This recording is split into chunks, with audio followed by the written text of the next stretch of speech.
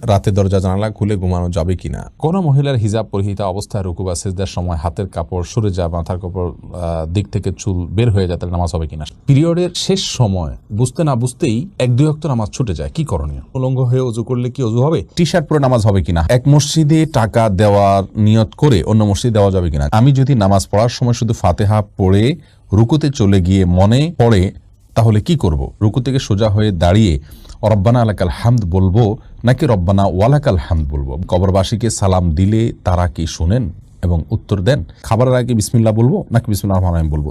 আজান অবস্থায় কোরআন পড়া যাবে কিনা? প্রসাব করে টিস্যু করলে কি যথেষ্ট? ইমাম শেষ বৈঠকে থাকার সময় যদি কোনো মুসল্লির ওযু ভেঙে যায়, এর বিধান কি? চলে যাই আপনাদের প্রশ্ন উত্তর দেওয়ার পালায়। মৃত্যুর 40 দিন আগে সেই ব্যক্তি বুঝতে পারে এটা কি সত্যি না এগুলা মন গড়া কথাবার্তা। মৃত্যুর আগে কেউ বুঝতে পারে না তার কার কখন মৃত্যু হবে। মেঘলা নিজম জানতে চেয়েছেন, হায়েজের সময় কি মুখে কোনো সূরা